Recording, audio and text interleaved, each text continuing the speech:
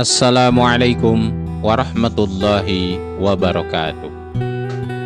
Bertemu kembali bersama kami di channel Belajar PAI. Semoga kita senantiasa ada dalam lindungan Allah Subhanahu wa Ta'ala serta sukses menjalankan aktivitas sehari-hari. Kita awali pertemuan ini dengan mengucapkan basmalah bersama-sama. Bismillahirrahmanirrahim. Pada kali ini kita akan membahas materi pendidikan agama Islam kelas 12, yakni beriman kepada hari akhir.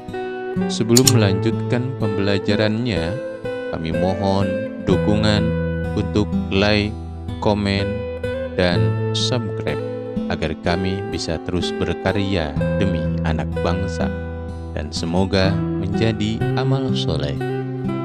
Tujuan pembelajaran kali ini diharapkan peserta didik menghayati nilai-nilai keimanan kepada hari akhir agar dapat semangat dalam beribadah. Kita lanjutkan ke materi.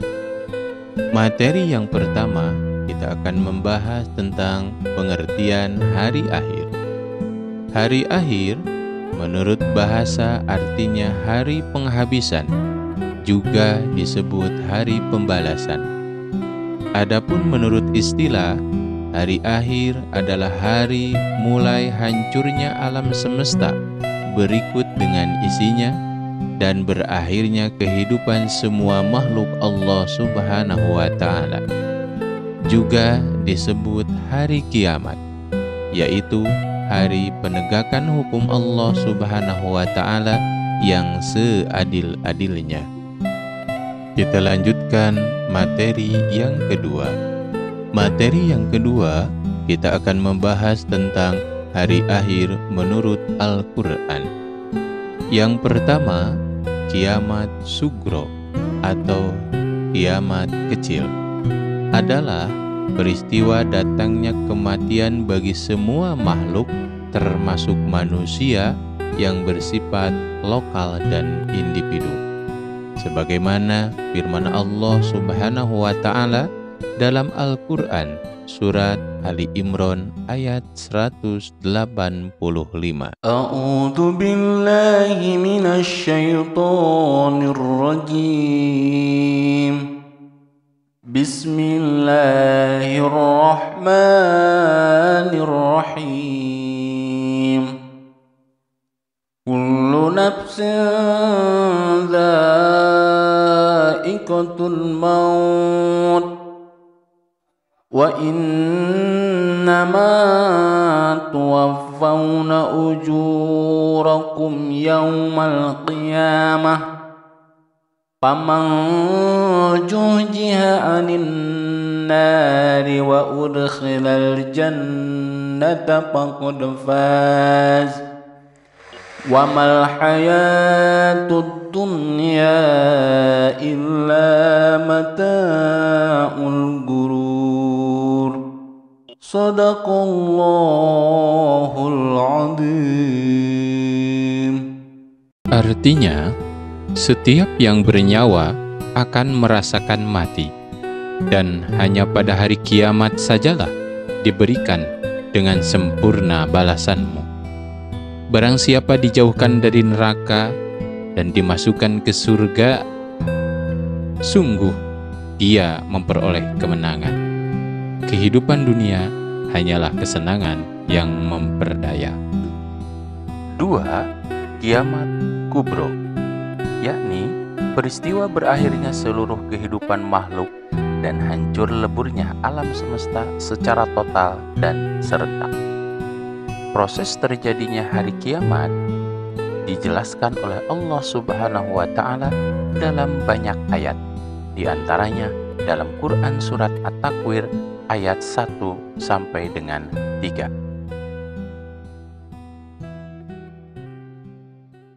A'udzu billahi minasy syaithanir rajim. Bismillahirrahmanirrahim. Idza syamsu kuwirat wa idan النجوم انكدرت وإذا الجبال سيرت صدق الله العظيم. Artinya, apabila matahari digulung, apabila bintang-bintang berjatuhan, dan apabila gunung-gunung dihancurkan. Quran Surat At-Takwir ayat 1 sampai dengan 3. Materi selanjutnya adalah periode hari akhir. 1. Yaumul Ba'as. Sesudah hancur dan musnahnya alam semesta, termasuk manusia, terjadilah kebangkitan. Hari kebangkitan adalah proses dibangkitkannya seluruh makhluk dari alam kubur. Yang kedua, Yaumul Hasyr. Yaumul Hasyr yaitu hari berkumpulnya manusia setelah dibangkitkan dari kuburnya masing-masing. Kemudian, semua manusia digiring ke tempat yang luas, yaitu padang mahsyar atau tempat berkumpul. Yang ketiga, buku catatan. Setiap manusia di alam mahsyar mempunyai buku catatan atau kitab perjalanan yang sudah dicatat malaikat Raqib dan Atid.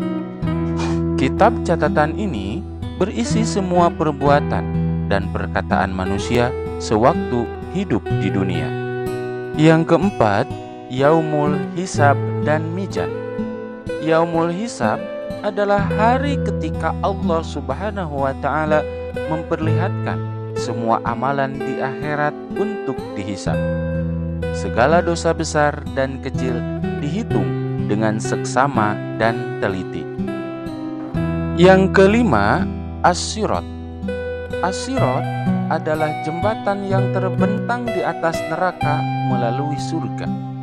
Mudah atau sulitnya melewati As-Sirat itu tergantung kepada amal setiap manusia ketika di dunia.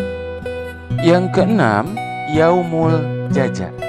Yaumul Jaza yaitu suatu hari ketika semua manusia akan menerima balasan dari Allah Subhanahu wa Ta'ala. Balasan yang diterima seseorang sesuai dengan amalnya selama ia hidup di dunia. Yang ketujuh, surga.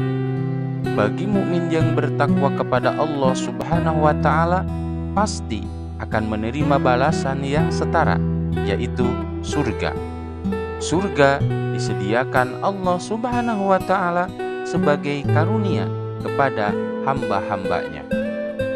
8. Neraka. Adapun orang yang selama hidup di dunia lebih banyak mengerjakan perbuatan jahat, maksiat, kafir terhadap Allah Subhanahu wa Ta'ala, dan kufur terhadap nikmat Allah Subhanahu wa Ta'ala, maka akan menerima balasan yang sesuai dengan apa yang telah dikerjakannya pula. Kita lanjutkan ke hikmah beriman kepada hari akhir. Yang pertama, munculnya rasa kebencian kepada kemaksiatan. Yang kedua, menggembirakan hati orang-orang mukmin. Yang ketiga, senantiasa tertanam ketaatan kepada Allah Subhanahu wa Ta'ala. Yang keempat, termotivasi untuk beramal baik dengan ikhlas. Dan yang kelima, menghindari niat-niat yang buruk. Selanjutnya, penerapan perilaku mulia.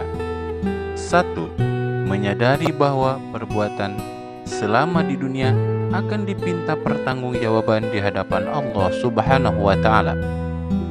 2. Menyadari bahwa manusia itu sangat kecil di hadapan Allah Subhanahu wa Ta'ala.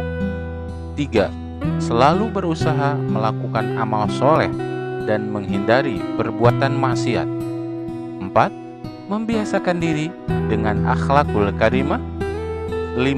Selalu berusaha mendekatkan diri kepada Allah Subhanahu wa Ta'ala. Dan yang keenam, termotivasi untuk selalu bekerja keras dan menjauhi kemalasan. Demikian pembelajaran pada kali ini. Semoga bisa bermanfaat. Dan sebelum ditutup, kami mengingatkan kembali kepada semuanya untuk like, komen, dan subscribe agar kami bisa terus berkarya. Terima kasih. Wassalamualaikum warahmatullahi wabarakatuh.